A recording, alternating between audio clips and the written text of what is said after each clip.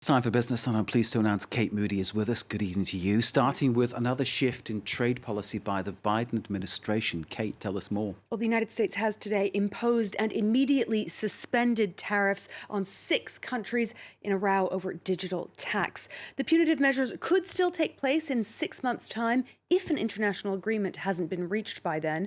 The Trump administration had announced a 25% tariff on certain products from the UK, India, Austria, Italy, Spain, and Turkey in retaliation for their plans to tax tech giants. Those tariffs were never enacted. Similar tariffs were threatened against France, but were suspended back in January.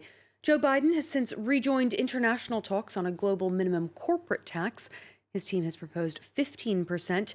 If adopted, that could resolve the dispute. G7 finance ministers are hoping to make some progress on the issue at a meeting this weekend. A new report by the International Labour Organization underscores the lasting effect of the pandemic on workers around the world. On the current trajectory, there will be 75 million fewer overall jobs in the world this year because of the pandemic. When combined with fewer working hours, it represents 100 million fewer full-time jobs. The global unemployment rate is set to be 5.7% next year. That's 205 million people compared to 887 at the end of 2019. The study shows an additional 108 million workers were living in poverty or extreme poverty. That's a family living on less than $3.20 per day. The ILO again highlighted the risk of an unequal recovery, noting that developing countries are struggling to access COVID-19 vaccines. We expect the employment situation will be worse in low-income countries.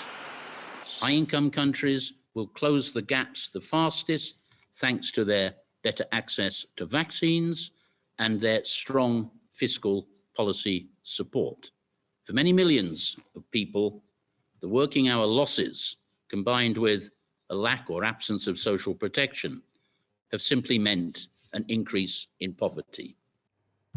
Let's check in on the day's trading action now. Wall Street rose slightly, a fairly muted session, although the S&P 500 did hover near a new high. Energy stocks outperformed today. Investors are looking ahead to a key jobs report due on Friday, which will paint a clearer picture of the state of the U.S. economy and the recovery of the labor market after April's disappointing numbers. Earlier, we saw the major European indices closing higher, gains of between 1/4 and about 0.5 percentage point. The world's largest meat processing firm says most of its plants are back on track after a ransomware attack affected production in the U.S. and Australia.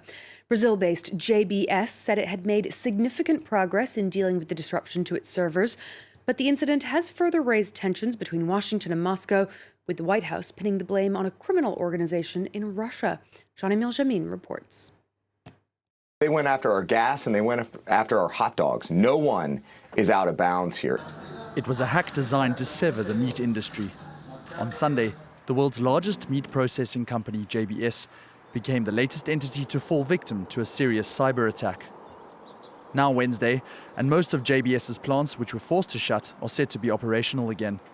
But for the heavily automated meat supplier, which employs more than 150,000 workers worldwide, the damage could be costly. Were all of JBS to shut down for just one day, the US would lose almost 1/4 of its beef processing capacity.